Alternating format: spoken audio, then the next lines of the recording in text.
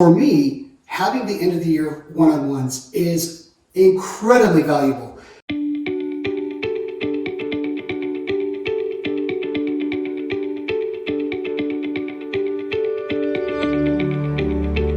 Okay, this is part one of my video series about how to conduct your year-end one-on-one interviews and why it's important. So for me, having the end of the year one-on-ones is incredibly valuable for a few reasons. First of all, the first reason is it gives me a chance to catch up with everybody and spend some one-on-one time with them. Secondly, I think with every leadership role, management role, having a chance to meet with your teammates and collaborate and exchange ideas, getting a chance to ask them how the year went, what they learned, what they didn't learn, and obviously get some exchanging of some ideas back and forth. It's an incredible, valuable tool to have a one-on-one interview with your teammates, because I can tell you just in my experience, 33 years doing this, and with this current company for the last 8 years, I get more ideas from those one-on-one appointments. It's kind of like I look at myself as being the teammate and them being the coach. They're coaching me on what their needs are, as well as they are exchanging great ideas and future collaborations. So it helps me build momentum going into the new year, adding that value of having that one-on-one exchange with them. So in terms of the proper steps on setting your one-on-one appointments, first of all, you're going to want to do a general communication. So send out a general invite, make it an open invitation. Any and all participants are welcome. You're not excluding anybody, you're not including anybody particular, you're just giving an open invitation. Set your calendar, I would say a minimum, make sure you have a minimum of 2 hours per appointment.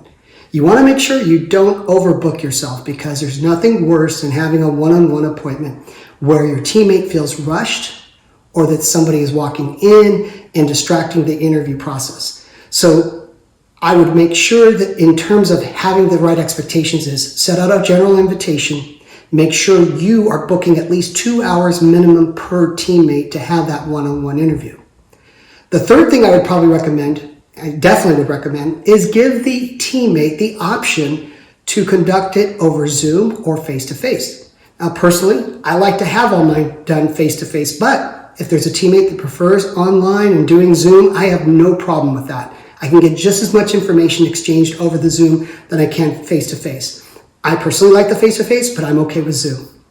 The other thing is, you want to send out these outlines, which I'm going to exchange with you at your request. I could send you a copy of my PDFs. Is you're going to be talking about 2 separate categories.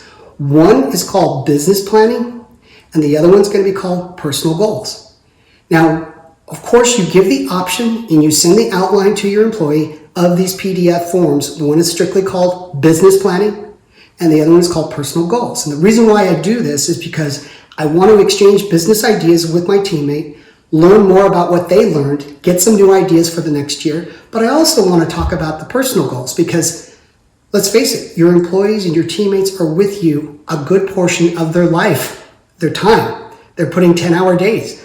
And you definitely want to tune into what is important to them outside of work. Now, work is important, but it's not everything. You want all your teammates to enjoy a good work environment, but you also want them to enjoy their family time. So getting to know some of their personal goals, their family goals, it's very important. And I want to make sure that I leave those outlines out there for them if they wish to share with me. So on our next video, I'm going to be talking more in depth about the 2 forms, the business planning form and the personal goal form. Stay tuned.